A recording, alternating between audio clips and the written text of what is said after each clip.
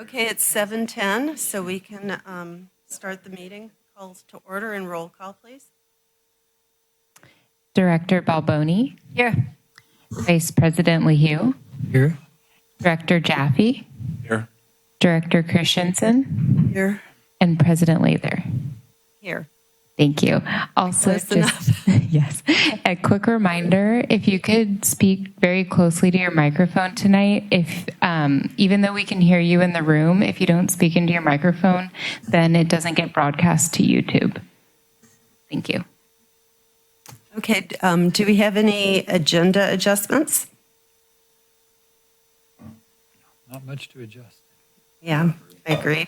Okay, so we'll go to public comment. This is for comments that are not on the agenda.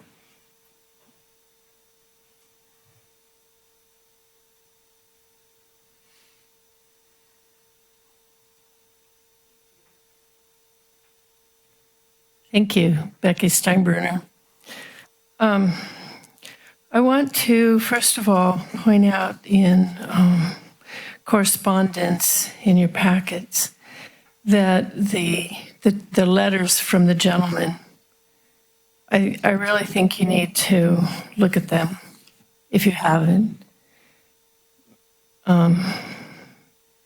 Because it really points to the problem that many members of the public tried to bring to your attention when the rate increases were discussed, that it was not fair.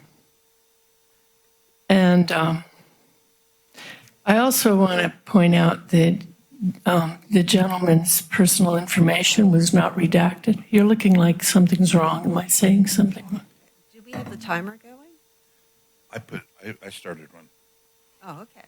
Oh, okay. Sorry, we do have a timer going, but it's not connecting. So I'm manually watching the time here, and I'll give you a 30-second warning.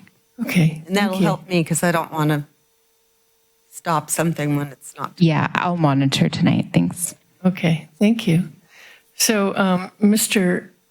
Hennigan's personal email is on there for the public to see, as is his account number, and that's always, I thought, been redacted material. So I want to point that out.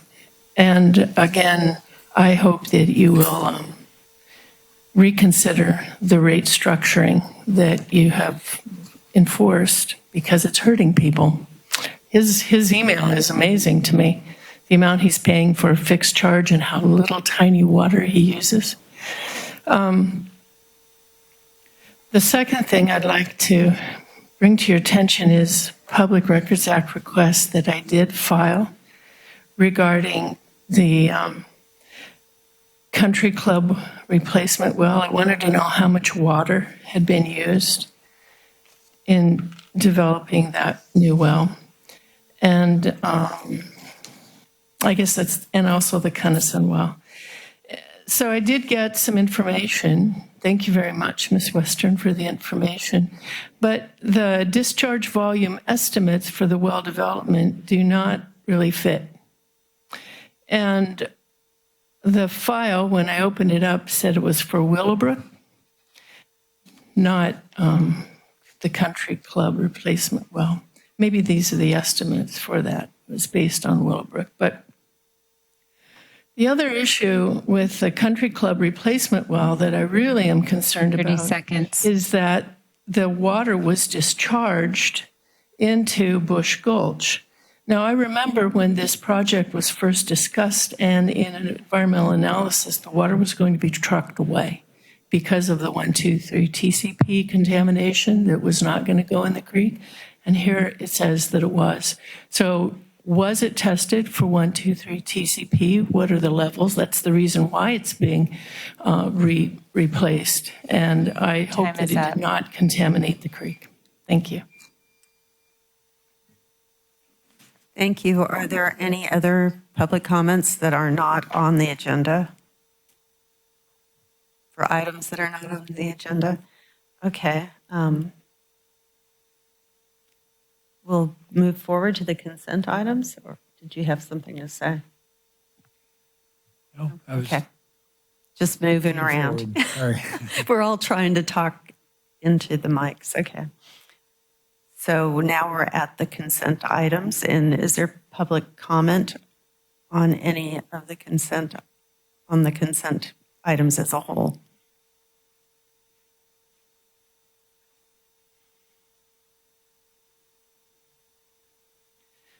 Thank you, Becky Steinbruner. I'd like to speak a little bit about consent agenda item 4.2, accepting the Gunnison Lane well project is complete. Again, this is another Public Records Act request that I filed wanting to know about the water that was used to develop it. And the district response, my request was for any and all information regarding the total volume of water Soquel Creek Water District used for the development of the Gunnison well from January 1, 2023 to January 1, 2025.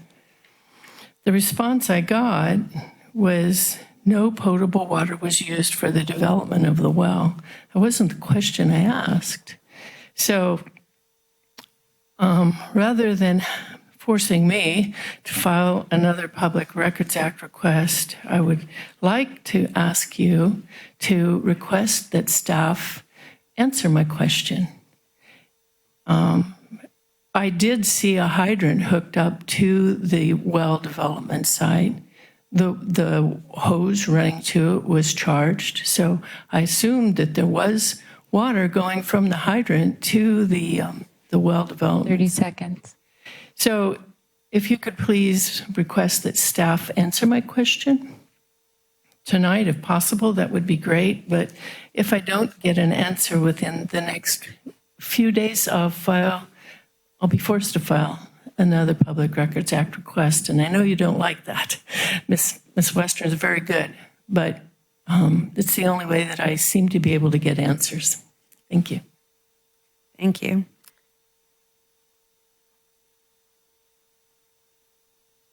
Are there any board comments?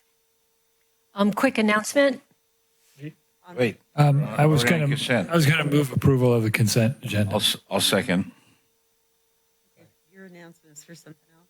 No, it was just under the public comment, we're allowed to make quick announcements. Oh, That's all. We already passed that. Past that. Sorry. We're on consent.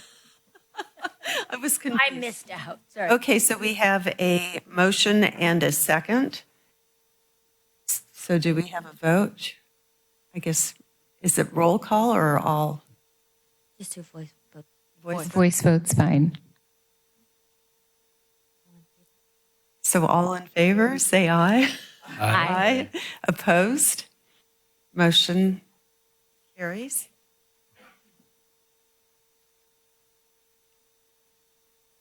So now we're at item 5, which would be reports. Does District Council have a report today? Just really briefly, I had a chance to remember the other fourth category for Just Cause. Oh, okay. So it's family care. So disability, contagious illness, caring for a family member, or state or local travel. So this is why you can be participant in a meeting remotely without notice.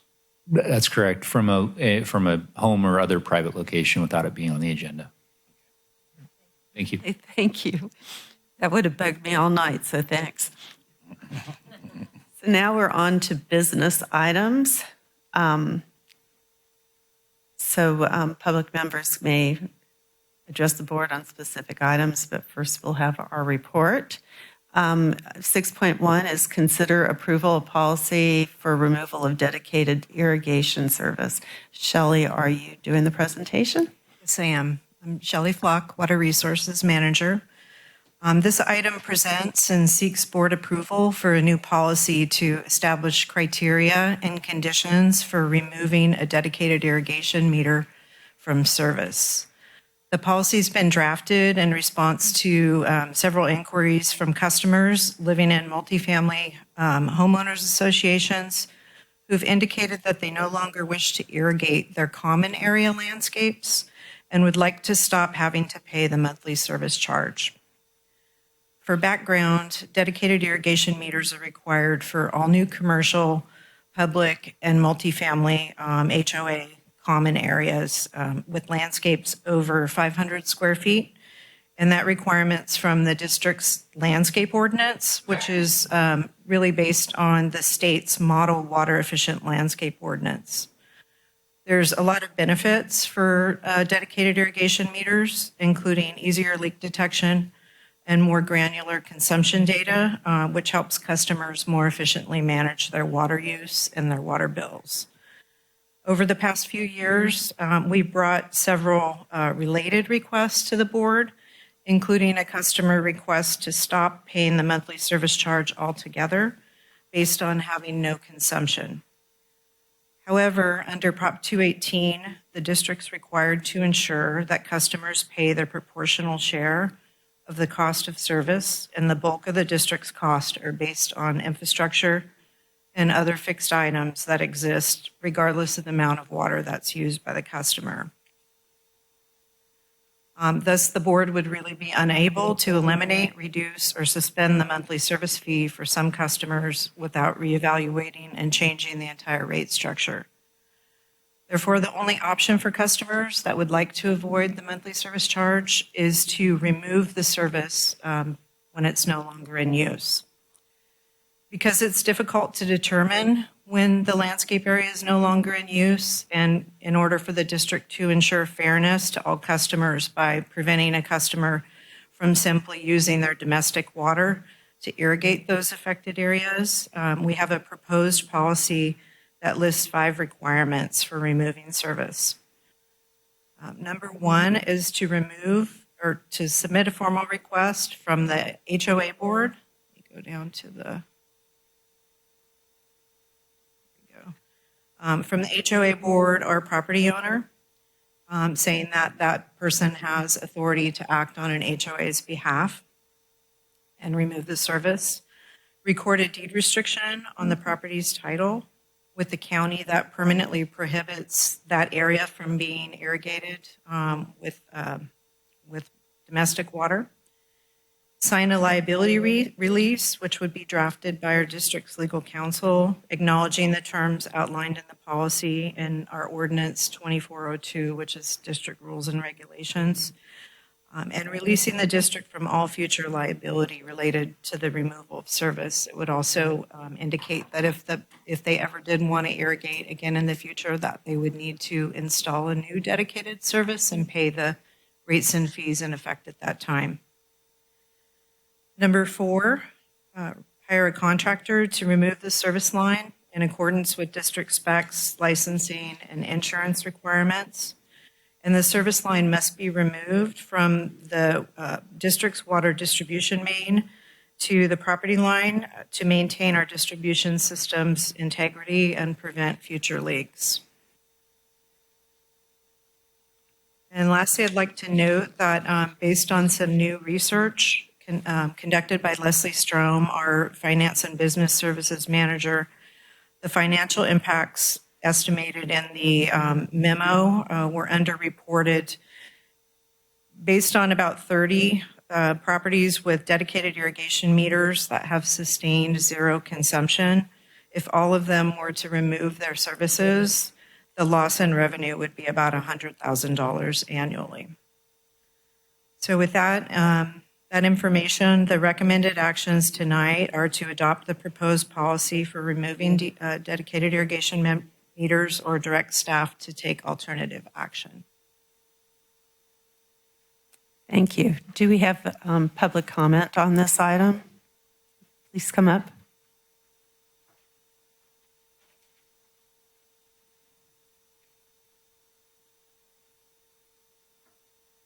Great. Can you all hear me? Okay. I'm David Byron. I am both the president of the Sunnyside HOA Association and now Orchard Street Association, but I'm only here to speak for Sunnyside, who, as in both of these associations, we have shut off our irrigation water at Orchard Street. The irrigation water has been shut off since about 2016. So maybe one of my first questions is did the board receive my email and did any of you read it? You read it? Okay, great. I didn't get any responses, so I didn't know if you read it. So that's good because I thought maybe what I might do is if you hadn't read it or you hadn't received it, that we would, I would read it. So okay, so I'm hearing what Shelley's proposing. It's quite a lot to go through. We have a very simple solution. We think that we can put a lock on the meter and pay a simple service charge. I came up with $10 a month. Now, it may be that the district needs to evaluate, and maybe they already have, and I'm no expert in the subject, of what does it cost to really maintain that line up to us not using it. So that's part of it. 30 seconds. Oh, how much time? Oh, gosh, that's it. This is it? 20 seconds? Wow, okay. So we think that that's a simpler solution. And we'd like to think that here we are saving the district water. Please work with us instead of penalizing us for not using water and charging us money that we could be using for a lot of other things. Okay. Okay, thank you.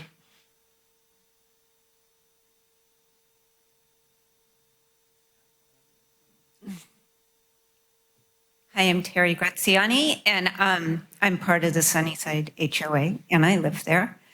Yeah, our landscape is mature, and it doesn't need water. It's drought tolerant. So who decides in the plan you guys came up with? We go, okay, we're applying to have it removed. What checks the boxes off when there is plants, landscaping, that it does not need to be watered and this is not needed? And I appreciate that you guys looked up how much revenue could be lost. Well, there's a lot of new homes being built in this district that is going to make up for the loss of HOAs going, thank God we don't have to pay for something that we are not using anymore. And I also looked up Article 13D, I think it's Prop 13, taxes and fees. I hope you guys look at that and hope you're following that as rules as to when you can impose fees. And one of the reasons there's criteria, and it has to meet all these criteria. And if it's not needed, it's not needed. You guys can't impose the fees. So I can give you guys this page to the link of the website for this to look at that, and I hope you're all following 30 that seconds. rule of law. But yeah, I used to live in another HOA in Santa Cruz, and my friends still live there, and it's only 5 houses, and their landscaping is minuscule, and they were told by the city of Santa Cruz that they could not remove their irrigation meter either, and they're paying a lot of money too for nothing. They're getting nothing for it. They're paying for something that they don't need, and they're getting nothing for it. And that's just not right, and it's not fair, especially when a lot of new housing is being built. So I don't know. Do you guys want this? You can give that to Emma. Thank you. Thank you very much. Thank you for listening. And thank you.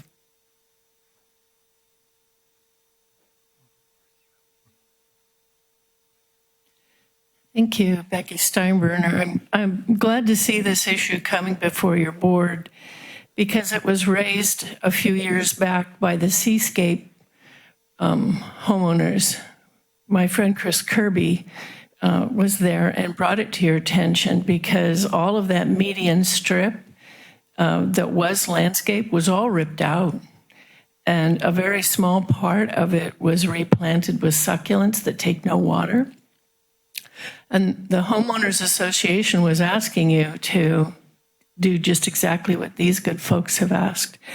And at that time, you told them that they would have to hire district people to do the work. And it was going to cost much, much more than a licensed contractor. So I'm glad that that is eased up a little bit, but I do think it is quite punitive, the actions that the homeowners associations would have to go through simply just to essentially disconnect when they're not using the water at all. I really think that these people have brought up a good point, because you have to show the nexus to show what is the cost of maintaining those lines, and is it equitable? Is it legal? So I've never seen any analysis like that. It was just always, this is what it is. But in terms of, it says in your paperwork that the district maintains the line from the meter to the property boundary. It seems like that would be a variable amount based on the distance. So I think that there should be some sort of a nexus study to validate the rates that you are charging. And I hope that the removal requests are less onerous. Thank you. Thank you. Okay, so now Tom has a question. Now we're back to the board. Yeah, maybe I'm missing something, but I think that you're kind of answering the request to say, okay, you won't have to pay a service fee every month. You just have to demonstrate that you have removed the irrigation line. So that, because we don't know who's going to live there later. I mean, we want to make sure if it's done correctly. And I don't personally think we should be worrying about whether we're losing fees. If you don't need the water, I think it's perfectly fine to not use the water. I think it's great. But I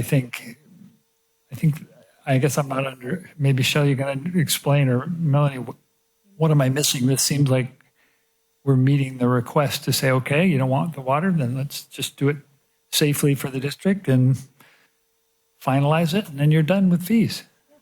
That's correct. I think just for some context and background, I believe when some of these requests were coming in the past, we weren't totally sure of the requirements of the city and the county, because these landscape irrigations were part of building developments of HOAs. And so dedicated meter was required for the landscaping, and that was what was put in. Over time, I believe that there's been a lot of mature landscaping that has been put in, does not require a lot of water, and then there were these requests to not have the service anymore. And so this is a policy that the Water Resources Department has crafted that is to do exactly what Director LaHue you've addressed, which is how do we address the request to not have these water meters anymore in place for dedicated irrigation. And this is a process. If an HOA or others don't want to have the meter, this is the process. This is a process that we're trying to do that has fairness, equity, ensures, like what you were saying, like we have these like stranded assets of service lines that would be out there that we want to make sure are capped the way that we have services currently that are removed, capped in that same process. Yes. Yeah, that seems reasonable. I mean, you don't want a meter? Let's get rid of it. The only question I have, and I don't know whether Taj is the one to answer or Shelley, is there a problem if you just cap it and leave the line in? Is there, if you were to, at the main, just disconnect it,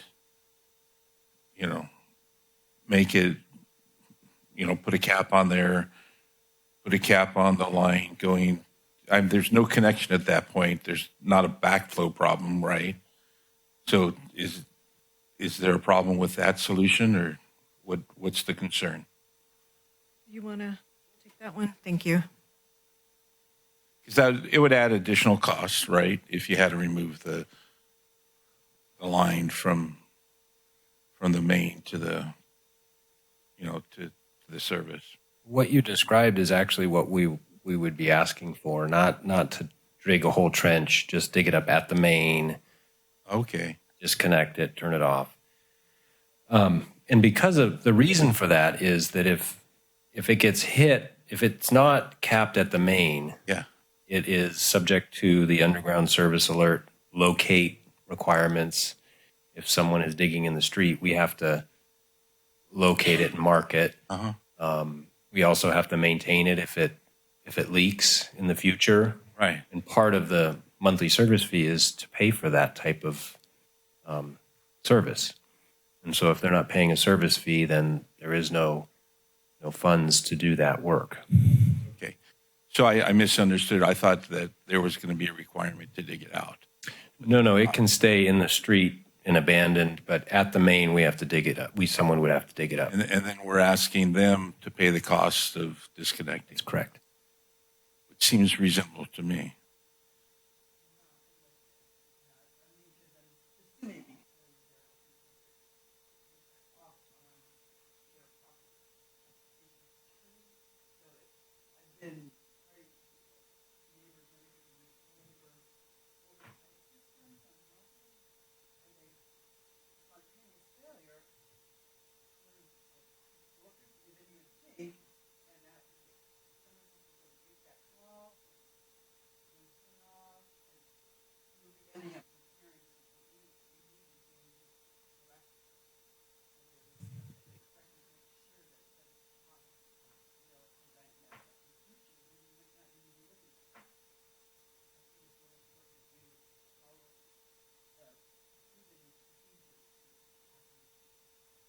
Right, which is in the public right of way at the water main.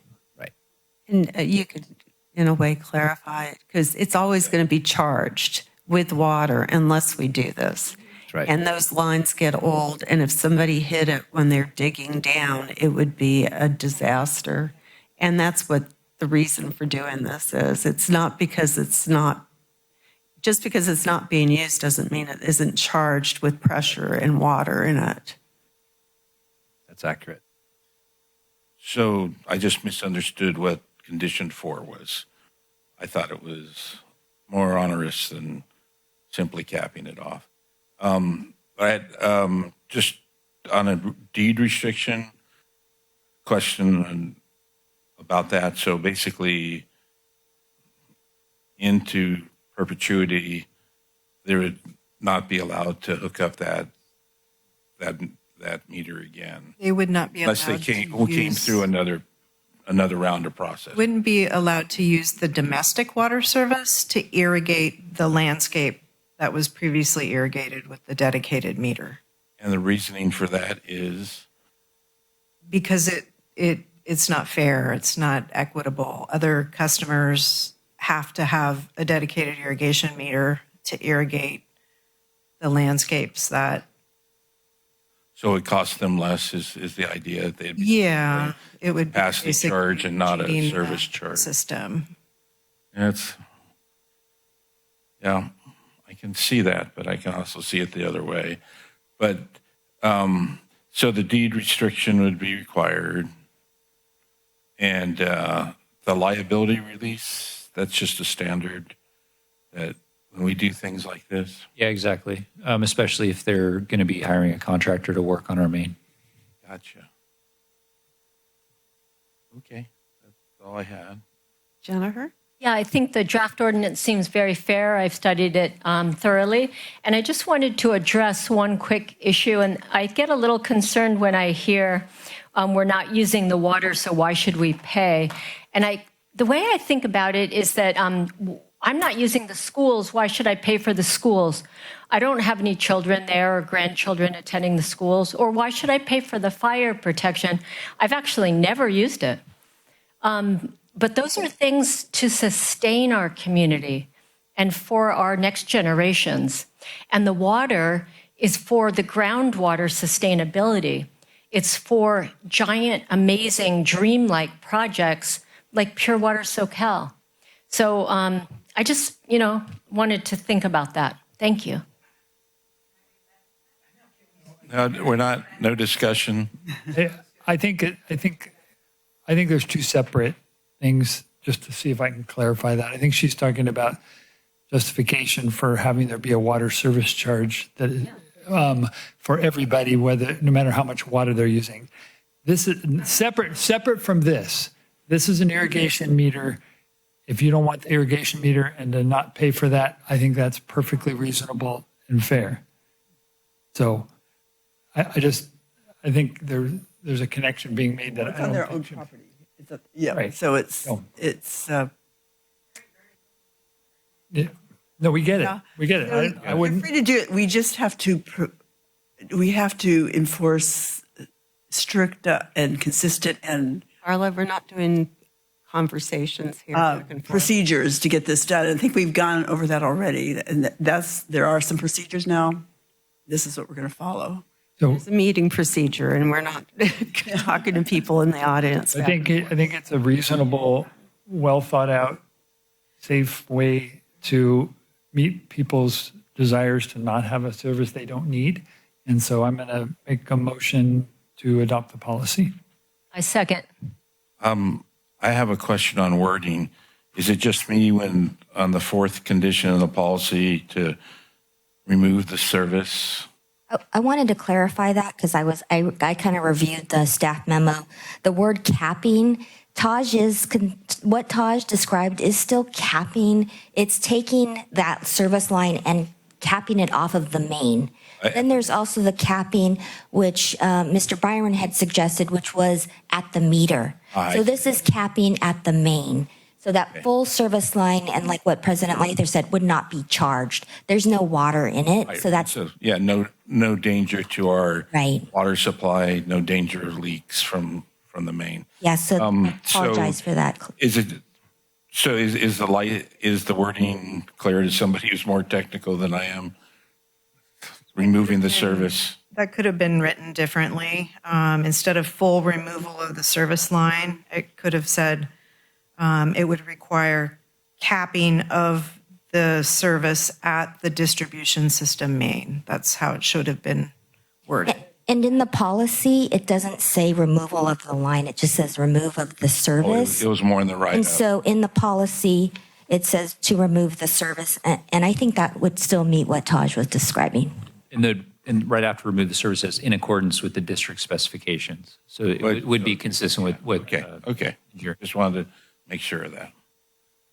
Can I add one quick thing too? We have worked with a number of customers with dedicated irrigation meters to downsize the meters, say from a 1-inch to a 5/8 inch, to save a significant amount of money on the monthly service charge. In the case of the two HOAs that you've heard about tonight, and the other customer that submitted correspondence, they already have 5/8 inch meters, and so they can't go any lower.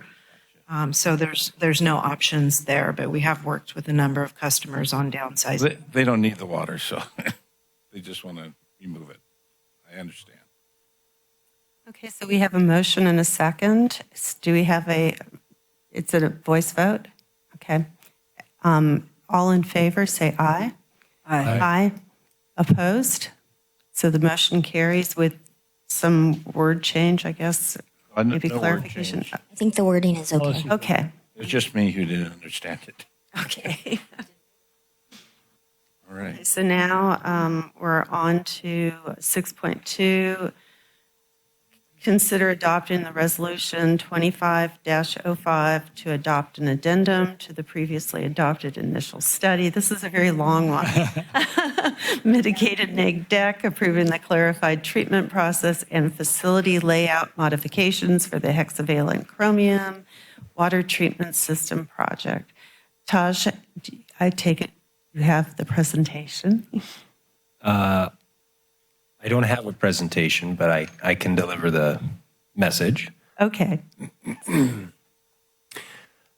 So yeah, we're back discussing hexavalent chromium. I think the board is aware that the state adopted a revised MCL, which is at the same level that it was previously. And so we are, back working on this project. We have been working on it for about a year now. We finished the pilot testing, and that pilot testing has indicated that there is a process that's more more applicable for our water. It's called reduction coagulation filtration, and it's very similar to our existing iron and manganese filters. So our staff's very familiar with it. And so in our previous efforts, which went on for several years, leading up to when the state got sued and had to rescind the MCL, we had already conducted a CEQA assessment of the project. At that time, the technology was ion exchange, and so we're shifting technology and treatment process, but the general project is very similar as far as the infrastructure needed. The building footprint has not changed. In fact, what's proposed now is actually a reduced impact to the environment.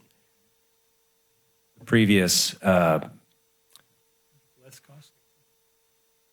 well, yeah, I mean, this memo is focused on environmental impacts, but at the time we had, ion exchange had a requirement for a truck off of brine and delivery of, and so we had to build a bridge crossing a very sensitive habitat, and that's no longer needed, so that's been removed from the project. So other than that, the project remains very similar as far as the building footprint. So this amendment is to document that and to, go to the next step with planning and design efforts, coastal permitting, et cetera. Okay, thank you. Is there any public comment on this item?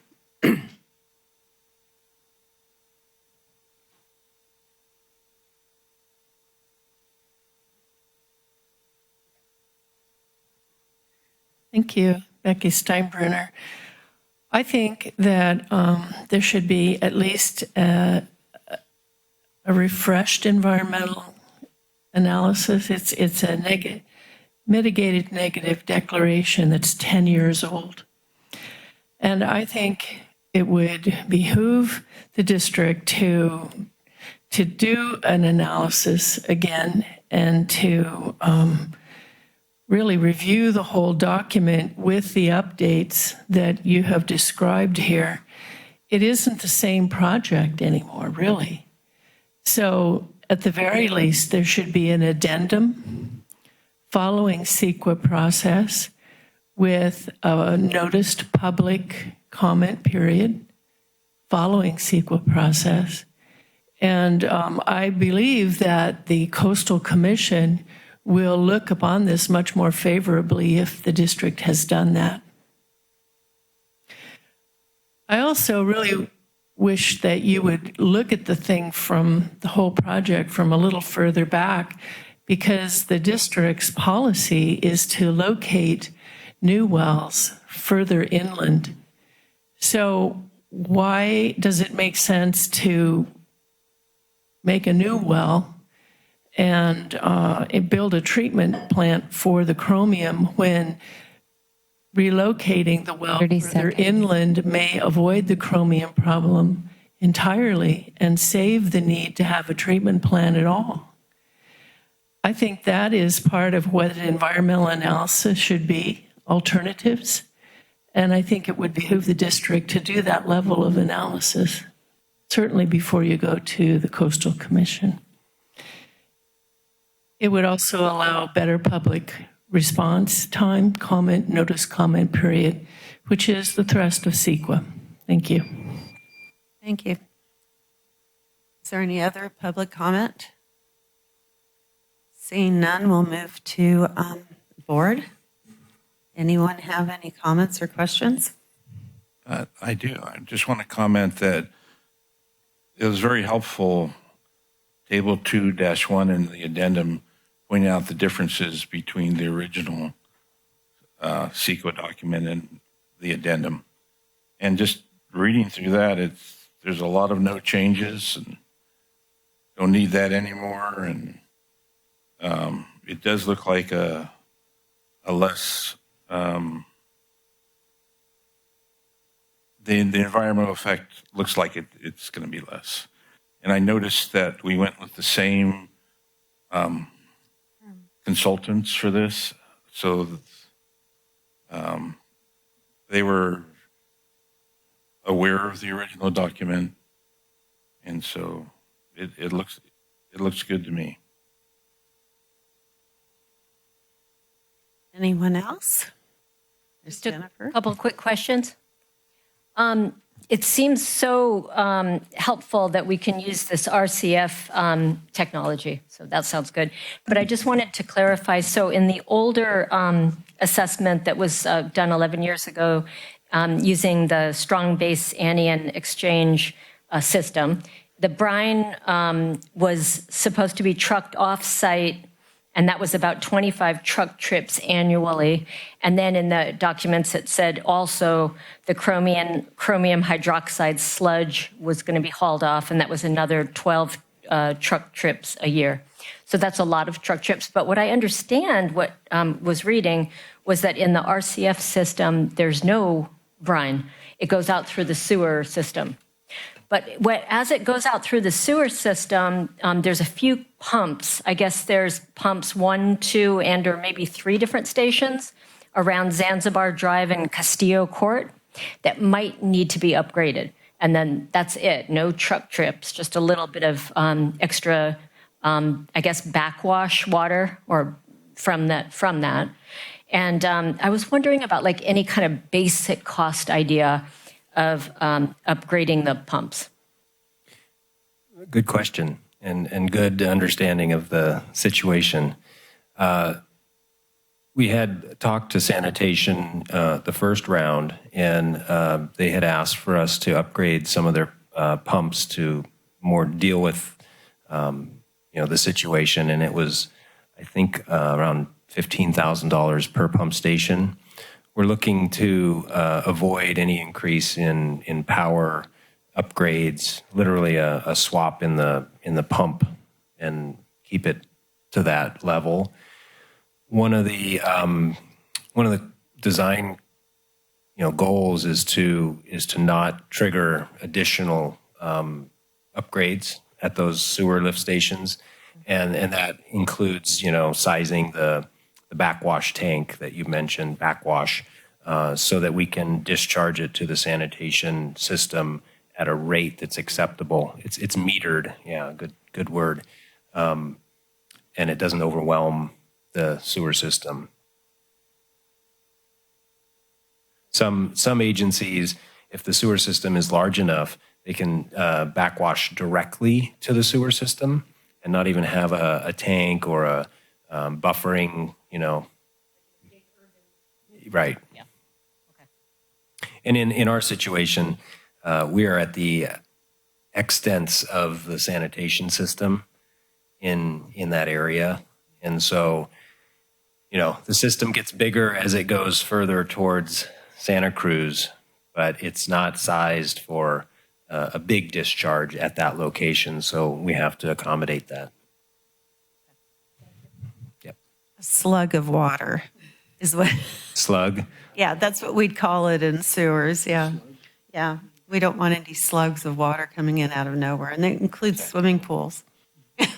People want to empty their swimming pools and they don't tell them. And there's been some spills because of that. So, any other questions? I just wanted to comment too that I think that the whole project benefited by the tenure, not on purpose. We probably could have used it before, but it benefited from, this is a really much better technology than we were talking about before 10 years ago. But also we need that water, those wells and the red sands, right? That's why we're keeping them open. Yeah, especially in the peak season. Yes. Okay. Is there a motion? I'll move approval. I'll second. Okay, there's a motion and a second. So this is another voice vote.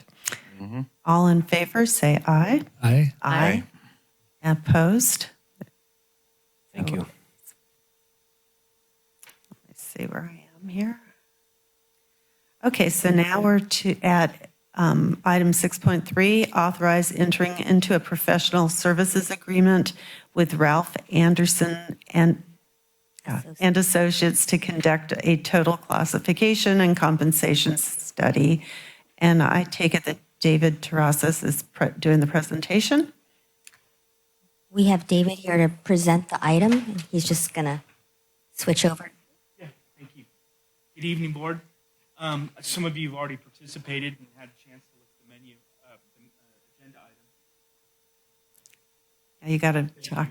Can you hear me? There you go. Yeah. Okay. Hi, my name is David Terrasas. I'm the HR manager.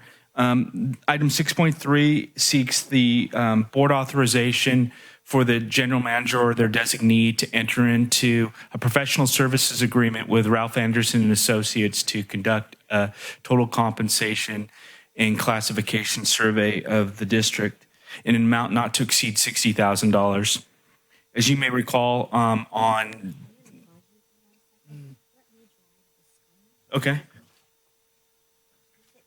Okay. As you may recall, on or about December 20th, the district issued an RFP, which is included in the board agenda item for the study. We received 7 responses on the deadline of January 24th, 2025. And during the course of your deliberations on December 17th, you appointed Board President Lather and Board Member Jaffe to serve on an ad hoc committee. So from on or about the 12th of February to the 18th, the ad hoc committee met, which included representatives from each of the labor associations to review selections of the surveys that were responded. During that time, there was consensus around Ralph Anderson and Associates upon not only the presentations, but also the reference checks that were conducted with a variety of members that were included in the proposal.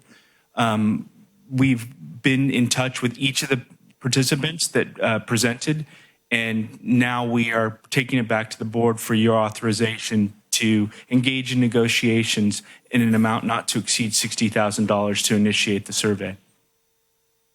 Okay, thank you. Is there public comment on this item? No public comment? Okay, so we'll bring it back to the board. Any questions? All of us have answers. I have a comment. Okay. So it was an intense, thank you. It was an intense process. 5 meetings, many hours. I was very impressed by the employees, that how perceptive they were and engaged in the process. So it was a good process. I think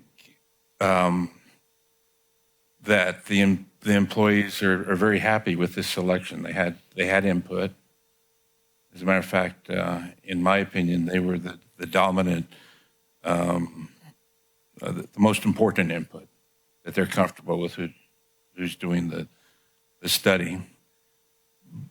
I would be remiss if I didn't point out that the consultant is very experienced and has not had good experiences with boards before. He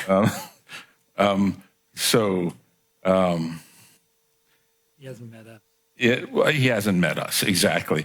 He talked about boards that kind of got in doing things they shouldn't be doing, basically. But that having been said, I was very comfortable with the selection, and I think we've got a very good consultant who will guide us through this. Great. Good summary. I feel the same. I unfortunately missed a number of meetings because I was on vacation, but I had reviewed everybody's proposals and all of the sample reports. And I concur that Ralph Anderson was the best choice. Just the feedback I got from from Bruce and I forget where else, but just it sounded like to me it's really important that the employees feel comfortable with this because it's like they need to feel like the result is something they can live with, you know. Yeah, they're the most affected. Yeah. Yeah. And fairness is one of those words that it's all based on your own, yourself. And so what's fair to me may not be fair to somebody else, and that they think that this consultant will do what's fair and not be, I don't think we're doing any of that, but there's always a perception that there's somebody telling them to look this way and go that way. And I've actually seen it in action in previous jobs, so I understand why they feel that way. I also know I would never allow that. I would make a big stink, and you guys know that. But it's good for them to be comfortable because it's a weird concept. What is the fair amount of pay to have, and how you measure that? So, may I say one more thing? So it's very educational for me too, seeing the range of consultants and their approaches. One thing that came up was that the board is going to have to decide, what our policy is, because there's going to be a range of, compensations, and it's really a board decision on where we want to be in that range. One of the presentations actually talked about a board who, before the study, made a policy decision of being at the 60th percentile, which is interesting to me. I don't think we have to do that, but it's just that's the kind of that's what is going to come to us. Let me comment that I feel I want to thank you not only for your comment and participation in the process, Board Member Jaffe, and also Board President Lather. But I'd like to say that there will be opportunities where we'll bring forward presentations. You'll note in the memorandum we included up to 5 presentations, and I know that Board Member Jaffe was there when we discussed this with the employee groups, and that was something they strongly encouraged. And we plan to have Mr. Johnson, the principal that will be from Ralph Anderson and Associates, present to the board, and I anticipate that will happen at the outset, so that you'll have some guidance as far as what to expect over the course of the next 5 months, as well as even kind of an understanding of some of the comparable agencies, so that you can weigh in on who will be looking at comparables for this study. So he's going to be here in person, and he's very articulate, very knowledgeable, and I think that his comments during the initial interview that he gave and presentation, he reflected on some of the obstacles maybe that come up in this process, where you have to talk through, and it is an educational process, and I think he's well suited to provide that over the course of the next 5 months as he undertakes the study. Agreed. Yeah. I just had a question. When is the study going to be done? It says it will be completed within 12 weeks. So just starting when? Yeah, I anticipate, provided we get the direction, now we'll negotiate an agreement based on the terms that we've described, and he is available to initiate work in April. I think that's going to be the new part, and we anticipate that we would complete this by on or about September. But there'll be interim presentations that will take place, so you'll have an understanding of where things are along the way. And then just one more question, just so in negotiations will be January. That's when they'll begin before that. In fact, even discussions before that, but sometime around the conclusion of this study, there'll also be the initiation Time to start. of the labor negotiations. Okay. Correct. Okay. I'll make the motion to authorize the general manager to move forward. I know, we're watching her. Sorry. No, she's always, I'll second it. we were thinking she was jumping on the second. Okay, so we have a motion and a second. All in favor, please say aye. Aye. Aye also. Against, there's nobody against it, right? So we have unanimous, thank you. I got to write that down on my notes. Thank you. Thank you, David. Right. Have a good evening. And I look forward to that presentation from Mr. Johnson. Thank you. I think it will be educational to the board and will set us in a good on a good course. Okay, so now we're at We're on the last item. the last item, item 6.4, adopt a resolution recognizing National Groundwater Awareness Week and Fix a Leak Week. I thought Becca would be doing the presentation, but it looks like it's going to be Melanie. It's a quick board presentation, and Becca will be working on it during these timeframes with some of our education and outreach that we'll be doing to the community. Tonight's item really is the formality part of bringing this kind of acknowledgement and appreciation of National Groundwater Awareness Week and Fix a Leak Week to the board so that you can adopt a resolution to kind of formalize that the district is also kind of celebrating these 2 weeks. And then in the course of the month, we will be doing outreach activities, specifically with some of our email blasts and more so, I think, in a lot of the social media, the Facebook, Instagram, LinkedIn, just to promote that. We'll also be working in collaboration with a couple of our neighboring agencies who are also doing some similar outreach. I think this is something that we've done over the course of the years to kind of address, groundwater is the precious resource, acknowledging the awareness. I think we have turned the minds of knowing that Soquel Creek Water District doesn't get water from Soquel Creek anymore, and that, groundwater is a precious resource. And then, of course, as we move towards conservation and more towards water efficiency and, kind of reducing the leaks and areas where we can still find that water savings in our system, that's why we're going to be promoting the Fix a Leak Week. So I don't need to read the resolution unless you'd like me to, or Rochelle, you would like to, or we can just take the moment and adopt the resolution, however you decide. After public comment, yes. So do we have public comment on this item?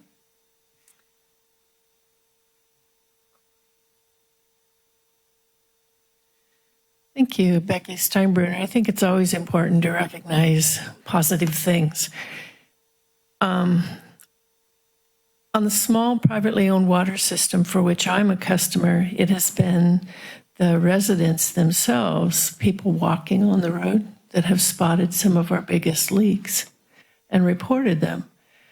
I think it would be really great if you have any stories like that to highlight those incidents of the public reporting leaks that really saved a lot of water, saved a lot of money, and maybe start a competition for people to keep their eyes and ears open, because it's the people who walk regularly in areas that really notice the changes that are subtle, that your good crews driving by may not see. So I think it would be a really good public outreach campaign to entrust the public to help you find the leaks and value their input. I've reported leaks when I see them in the areas to you that I travel on.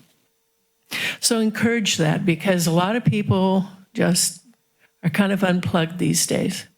And I think really bringing it to heart that they can help with a problem by just simply paying attention and calling it in soon would be great. And some sort of recognition of their good efforts would be also very positive. Thank you. Thank you. Great idea. Good idea. Very good. Okay, so do we have closed session today? We have to We make have the to vote on motion. the, Oh, no, I'm just wondering. I thought this was the last item, and all of a sudden I saw that. Well, Okay, does anyone want to make the motion Yeah. other than Tom? I'll make it. I'll make the motion. This is a fun one. Really fun. who's going to second? I'll second. We've got the motion, we've got the second. All in favor, say aye. Aye. Opposed? There's no one opposed, so it's unanimous. So now, I know the dreaded closed session, sorry about that. Are we going to be going into closed We'll be session? going into closed session if you want to take public comment and then. Okay. Okay, so public comment, please, on the closed session.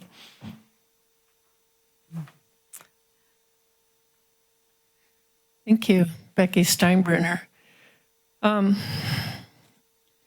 Again, I ask that you just consider some mediation on the legal challenges that I've filed. I told you in the beginning I wasn't going to give up, and I'm not going to give up. And I think the things that I'm asking for in these actions that are still in the courts are reasonable. So I tried to do mediation, and at first the attorney was agreeable and then suddenly did an about face with a statement that mediation is too expensive. That's false. It's ridiculous. Court action is expensive, and you know that. So I'm asking you to consider mediation. I'm willing to sit at the table, and I hope that you will. So one of the issues that's very, very visible, I'm sure you see it, is how really unsightly the Chanticleer Treatment Center is. It looks nothing like what the depictions were shown to the public when the EIR was passed, or the addendums. And I presented all of that to you recently in public correspondence and never 30 seconds. received any response. So if you can do anything, let's sit at the table and work out something that's going to make that blight less of a blight and address some of the other issues that I've brought to you in the lawsuits. They're valid, in my opinion, and many people agree with me. I'm not just the only one, really. And I don't think you hear that. I'm not the only one that feels this way. Thank you. Thank you. So now, now we will close to closed session. Glad you guys are doing something about